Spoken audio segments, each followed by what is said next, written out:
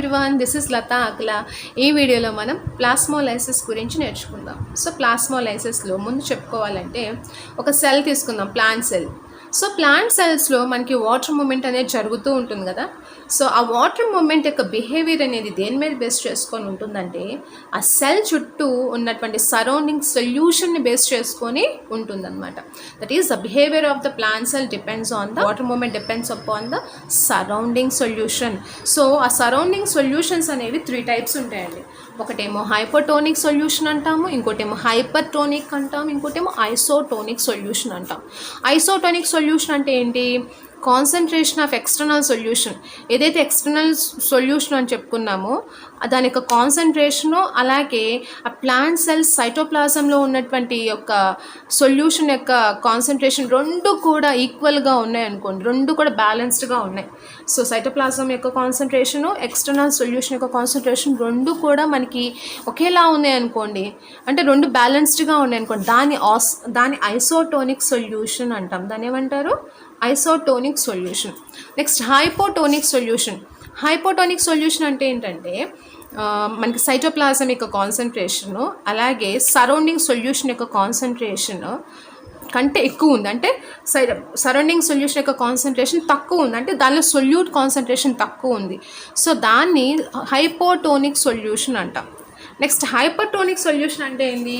ఒకవేళ plant cell కనుక ఒక సొల్యూషన్లో ఉంది, ఆ సొల్యూషన్లో మనకి సొల్యూట్ కాన్సన్ట్రేషన్ చాలా చాలా ఎక్కువగా ఉంది. ఓకే, సొల్యూట్ కాన్సన్ట్రేషన్ చాలా ఎక్కువగా ఉంది, కానీ సైటోప్లాజంలో దానిలో ఉండేటువంటి సొల్యూట్స్ అనేవి తక్కువగా ఉన్నాయి. అటువంటి సొల్యూషన్ మనం హైపర్టోనిక్ సొల్యూషన్ అంటాం. ఏమంటాము? హైపర్ అంటే ఏంటి? మనకి సొల్యూట్ కాన్సన్ట్రేషన్ ఎక్కువ. హైపో అంటే ఏంటి? సొల్యూట్ కాన్సన్ట్రేషన్ తక్కువ. ఐసో అంటే ఏంటి? మనకి బ్యాలెన్స్డ్గా ఉంటాయి అన్నమాట. ఓకే, ఎక్కువ కాకుండా తక్కువ కాకుండా ఈ రెండు ఈక్వల్గా ఉంటే దాన్ని ఐసోటోనిక్ సొల్యూషన్ అంటాం. ప్లాస్మోలైసిస్ అంటే ఏంటి? ప్లాంట్లో ఎలా జరుగుతుందో చూద్దాం. సో ఇన్ కేస్ ఒకవేళ కనుక మనం ప్లాంట్ సెల్ని తీసుకెళ్ళి ఒక హైపర్టోనిక్ సొల్యూషన్లో పెట్టేసాం. ఒక హైపర్టోనిక్ అంటే ఏంటి? దానిలో ఫర్ ఎగ్జాంపుల్ షుగర్ వాటర్ తీసుకుందాం. షుగర్ వాటర్లో ఫుల్గా షుగర్ యాడ్ చేసేసి దానిలో మనం అంటే షుగర్ అంటే ఏంటి? ఇక్కడ సొల్యూట్ అనమాట, చాలా కాన్సన్ట్రేటెడ్గా చేసేసి దానిలో మనం ప్లాంట్ సెల్ని ప్లేస్ చేస్తాం. సో అప్పుడేమవుతుంది? మనకి ఆస్మాసిస్ ప్రకారం ఏం జరగాలి? ఆస్మాసిస్లో ఏం జరుగుతుంది? solvent molecules move from the region of higher concentration to the region of the lower concentration అని చెప్పుకున్నాం కదా. సో ఇక్కడ మనకి సాల్వెంట్ కాన్సన్ట్రేషన్ ఎక్కడ ఎక్కువ ఉంటుందండి? యాజ్ పర్ అవర్ ఆస్మాసిస్ సెల్లో సాల్వెంట్ కాన్సన్ట్రేషన్ ఎక్కువ ఉంటుంది. అలాగే సరౌండింగ్ సొల్యూషన్లో హైపర్టోనిక్ సొల్యూషన్లో సాల్వెంట్ కాన్సన్ట్రేషన్ అనేది తక్కువ ఉంటుంది. సో అప్పుడు ఏమవుతుంది? మనకి ఆస్మాసిస్ జరుగుతుంది కదా. ఆస్మాసిస్ జరిగినప్పుడు సెల్లో నుంచి వాటర్ అంతా కూడా బయటకు వచ్చేస్తుంది. ఎందుకు? మనకి బ్యాలెన్స్ చేసుకోవాలి కదా ఆస్మాసిస్ ప్రకారం. సో లోపల ఉన్న సాల్వెంట్ ఎక్కువ ఉంది, బయట ఉన్న సాల్వెంట్ ఏమో తక్కువ ఉంది, కాబట్టి సెల్లో నుంచి వాటర్ అంతా కూడా బయటకు వచ్చేస్తుంది. ఫస్ట్ సైటోప్లాజం నుంచి వాటర్ అనేది బయటకు వచ్చేస్తుంది. దాని తర్వాత ఇంకా మనకి బయట ఉన్న వాటర్ అనేది సొల్యూట్ కాన్సన్ట్రేషన్ అనేది ఇంకా ఎక్కువగా హైపర్టోనిక్గా ఉన్నప్పుడు ఏమవుతుందంటే ఈవెన్ ఇంక్లూడింగ్ టోనోప్లాస్ట్లో నుంచి ఉన్న వాక్యూలో ఉన్న వాటర్ కూడా బయటకు వచ్చేస్తుంది. సో అప్పుడు సెల్ అనేది అంతా కూడా ఏమైపోతుందంటే స్ట్రింక్ అయిపోతుంది, ముడుచుకుపోతుంది అనమాట. వాటర్ అంతా కూడా బయటకు వచ్చేసింది. అప్పుడు లోపల సెల్ మెంబ్రెయిన్ అంతా కూడా, సెల్ వాల్ అలాగే ఉంటుంది, సెల్ మెంబ్రెయిన్ అంతా కూడా స్ట్రింక్ అయిపోతుంది. దాన్నే ప్లాస్మోలైసిస్ అంటారు. ఏమంటారు? సో ప్లాస్మోలైసిస్ అంటారు. ఏమవుతుంది ఇక్కడ? The cell membrane shrinks away from the cell wall with this outward movement of water. So water అంతా బయటికి వెళ్ళిపోవడం వలన సెల్ మెంబ్రెయిన్ అనేది స్ట్రింక్ అయిపోతుంది. దాన్నే ప్లాస్మోలైసిస్ అంట. అండ్ సెల్ నేమో ప్లాస్మోలైజ్డ్ అంట. ఆ ప్రాసెస్ నేమో ప్లాస్మోలైసిస్ అంటాము, ఆ సెల్ నేమో ప్లాస్మోలైజ్డ్ అంటాం అనమాట. ఓకే, ఈ ప్లాస్మోలైసిస్ ఆఫ్ వాటర్ అనేది ఫస్ట్ మనం సైటోప్లాజం నుంచి వెళ్ళిపోయిన తర్వాత వ్యాక్యూల్లో నుంచి బయటకు వచ్చేస్తున్నాం అని చెప్పుకున్నాం కదా. దీన్ని కావాలంటే మనం రివర్స్ చేసేసుకోవచ్చు కదా. దాన్ని తీసుకొని వెళ్ళి మనం ఒక హైపోటోనిక్ సొల్యూషన్లో వేస్తాం అనుకోండి.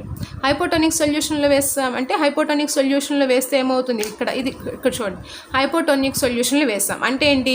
ఇది సెల్, దీని చుట్టూ చుట్టూ ఉన్న వాటర్లో మనకి సొల్యూట్ కాన్సన్ట్రేషన్ తక్కువ ఉంది, వాటర్ కాన్సన్ట్రేషన్ ఎక్కువ ఉంది.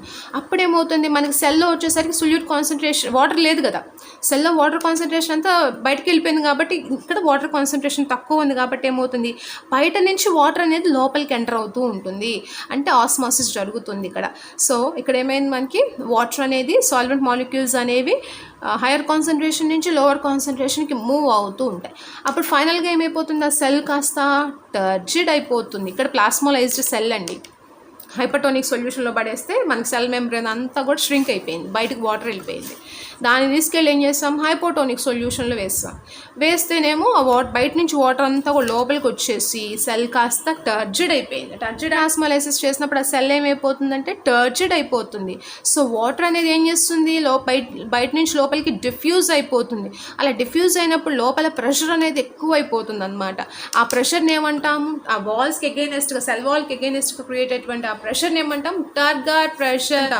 ఓకే, ఇక్కడ టర్గర్ ప్రెషర్ జరిగింది కదా. అలాగే సైటోప్లాజం ఉంది కదా, ప్రోటోప్లాజం. ఈ ప్రోటోప్లాజం కూడా ఈ సెల్ వాల్కి ఎగైనెస్ట్గా కొంత ప్రెషర్ని క్రియేట్ చేస్తుంది. దాన్ని ఏమంటాము, pressure potential, psi p, right, pressure potential అని చెప్పేసి అంటాం.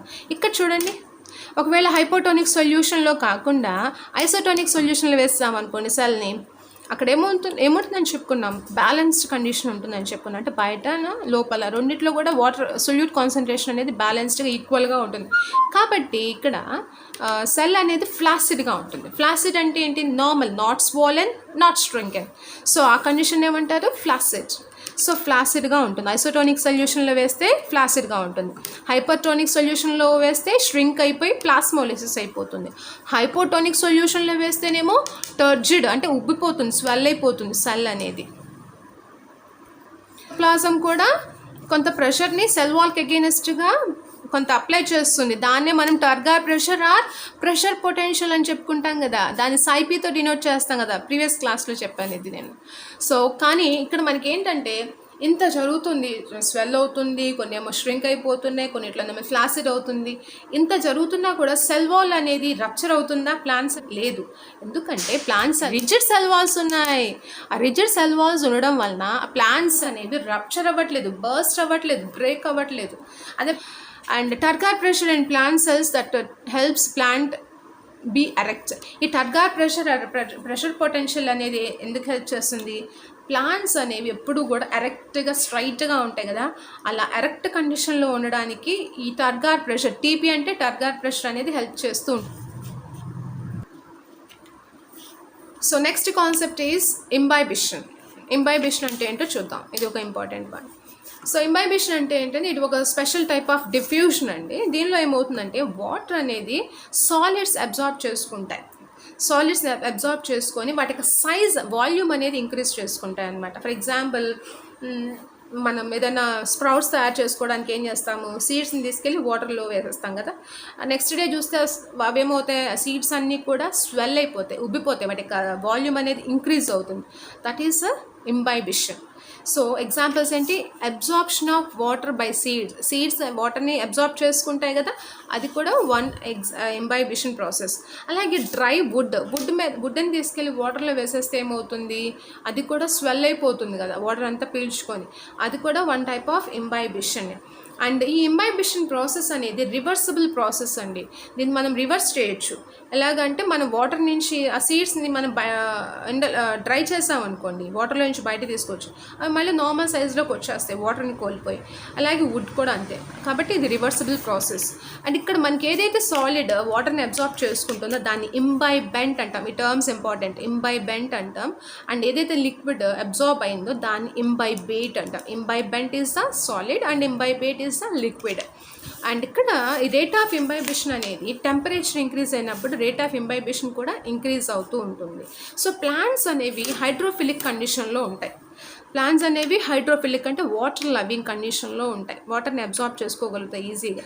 సో ప్లాంట్స్లో మనకి చాలా ఇంబైబెంట్స్ ఉన్నాయి. వీటికి ఎగ్జాంపుల్స్ ఫైకోకొలైట్స్ మనకి రెడ్ ఆల్గే తీసుకున్నాం కదా, రెడ్ ఆల్గేలో అగార్ అనేది ఒకటి ఉంటుంది. ప్రొడ్యూస్ చేస్తారు. అలాగే అగర్ అగర్ వీటిని జామ్స్, జెల్లీస్, మైక్రో ఆర్గానిజమ్స్ ల్యాబొరేటరీస్లో గ్రో చేయడానికి వాటికి యూస్ చేస్తూ ఉంటాం అనమాట, జెల్లీస్ వాటి తయారు చేయడానికి. సో ఇవి ఈ అగర్ అగర్ అనేది బెస్ట్ ఇంబైబెంట్ అండి. వీటితో పాటు ప్రోటీన్స్, స్టార్చ్, సెల్యులోజ్ ఇవన్నీ కూడా ప్లాంట్ ప్రోడక్ట్సే కదా, ఇవి కూడా బెస్ట్ ఇంబైబెంట్స్ కిందకే వస్తాయన్నమాట. కానీ ప్లాంట్స్లోనే మనకి లిగ్నిన్, సోబరిన్ అనేవి ఉంటాయి కదా, ఇవి వచ్చేసరికి హైడ్రోఫోబిక్ కండిషన్లో ఉంటాయి. ఇవన్నీ ఏమో హైడ్రోఫిలిక్ కండిషన్లో ఉంటాయి. లిగ్నిన్ అండ్ సోబరిన్ వచ్చేసరికి హైడ్రోఫోబిక్ కండిషన్లో ఉంటాయి. They hates water. Okay, so hydrophobic కండిషన్లు ఉంటాయి కాబట్టి they do not show any imbibition. వీటిలో మనకి ఇంబైబేషన్ అనేది లిగ్నిన్ అండ్ సోబరిన్లో జరగదు. సో ఇంబైబేషన్ అంటే ఏంటి? సాలిడ్ లిక్విడ్ని అబ్జార్బ్ చేసుకుంటుంది డిఫ్యూజన్లో. ఇది ఒక one type of diffusion. So is called as imbibition. So next concept వచ్చేసరికి డిఫ్యూజన్ ప్రెషర్ డెఫిషిట్ అండి. సో దీన్ని కాయిన్ చేసింది మేయర్. ఈ డిఫ్యూషన్ ప్రెషర్ డెఫిషిట్ని ఇంకొక పేరు ఉంది, దాన్ని సక్షన్ ప్రెషర్ అని కూడా అంటారు. సో ఈ పేరు ఇచ్చిన ఎవరంటే రీనర్ అని. ఓకే, సో డిఫ్యూషన్ ప్రెషర్ అంటే ఏంటంటే ప్రతి లిక్విడ్కి కూడా ఒక స్పెసిఫిక్ డిఫ్యూషన్ ప్రెషర్ అనేది ఉంటుంది. ప్యూర్ వాటర్తో సొల్యూషన్ కనుక కంపేర్ చేస్తే దానికి మ్యాక్సిమం డిఫ్యూషన్ ప్రెషర్ అనేది ఉంటుంది, సొల్యూషన్కి తక్కువ ఉంటుంది. సో ఈ డిఫ్యూషన్ ప్రెషర్ డెఫిషిట్ అంటే ఏంటంటే మనకి ఒక సర్టెన్ అట్మాస్ఫియరిక్ ప్రెషర్ దగ్గర, సేమ్ అట్మాస్ఫియరిక్ ప్రెషర్ దగ్గర diffusion solution and pure solvent ఈ రెండింటికి మధ్యలో ఉన్నటువంటి డిఫరెన్స్నే మనం డిఫ్యూషన్ ప్రెషర్ డెఫిషిట్ అంటాం. ఏమంటాం? అట్మాస్ఫియరిక్ ప్రెషర్ దగ్గర diffusion pressure of a solution and solvent, ఆ రెండింటి యొక్క డిఫ్యూషన్ ప్రెషర్లోని డిఫరెన్సెస్నే డిఫ్యూషన్ ప్రెషర్ డెఫిషిట్ అంటాం. సో ఆ డిఫ్యూషన్ ప్రెషర్ డెఫిషిట్ని రిమూవ్ చేయడం కోసం ఏంటంటే సొల్యూషన్స్ ఎప్పుడు కూడా మోర్ సాల్వెంట్ మాలిక్యూల్స్ని అబ్జార్బ్ చేస్తూ ఉంటాయి. అంటే ఏంటి? వాటర్ ఎప్పుడు కూడా లో డిఫ్యూషన్ ప్రెషర్ డెఫిషిట్ నుంచి హై డిఫ్యూషన్ ప్రెషర్ డెఫిషిట్కి మూవ్ అవుతూ ఉంటుంది అనమాట. So absorption capacity of a సొల్యూషన్ని డిఫ్యూషన్ ప్రెషర్ డెఫిషిట్ అని చెప్పేసి అంటాం. ఈ డిఫ్యూషన్ ప్రెషర్ డెఫిషిట్కి ఇంకో పేరు ఏముంటుందని చెప్పుకున్నాం, సక్షన్ ప్రెషర్. దీని యొక్క వాల్యూ ఎప్పుడు కూడా పాజిటివ్గా ఉంటుంది సెల్కి. సో దీని యొక్క ఈక్వేషన్ ఏంటంటే diffusion pressure deficit is equal to osmotic pressure minus turgor pressure. ఇది ఇంపార్టెంట్. సో డిపిడి అంటే ఏంటంటే equation DPD is equal to OP minus TP, osmotic pressure minus turgor pressure. So ఈ రిలేషన్లో మీనింగ్ ఏంటంటే ఒక సెల్ మనకి ఫ్లాసిడ్గా ఉందనుకోండి, ఫ్లాసిడ్ అంటే నార్మల్గా, సో ఆ కండిషన్లో దాని యొక్క డిపిడి అనేది ఓపి ఆస్మాటిక్ ప్రెషర్కి ఈక్వల్గా ఉంటుంది. మనకి వాటర్ ఎంటర్ అవుతూ ఉందనుకోండి సెల్లో, దానివల్ల ఏమవుతుంది? టర్గర్ ప్రెషర్ అనేది పెరుగుతుంది. సో ఆ ఇంక్రీజ్ అయినటువంటి టర్గర్ ప్రెషర్ అనేది డిక్రీజ్డ్ ఆస్మాటిక్ ప్రెషర్కి ఈక్వల్గా ఉంటుంది. ఇంక్రీజ్డ్ టర్గర్ ప్రెషర్ అంటే డిక్రీజ్డ్ ఆస్మాటిక్ ప్రెషర్కి ఈక్వల్గా ఉండటం వల్ల వాటర్ ఎంట్రీ అనేది ఆగిపోతుంది. దీన్నే టర్జిడ్ కండిషన్ అంటాం. టర్జిడ్ కండిషన్లో ఏమవుతుందంటే వాటర్ ఎంట్రీ అనేది ఆగిపోతుంది. సో అంటే ఇక్కడ ఏంటి? OP minus TP is equal to 0 అని అర్థం ఈ కండిషన్లో. సో ఫైనల్గా ఓపీ మైనస్ టీపీ 0 అయితే డిపిడి కూడా ఏమవుతుంది? 0. సో ఇది డిఫ్యూషన్ ప్రెషర్ డెఫిషిట్ గురించి.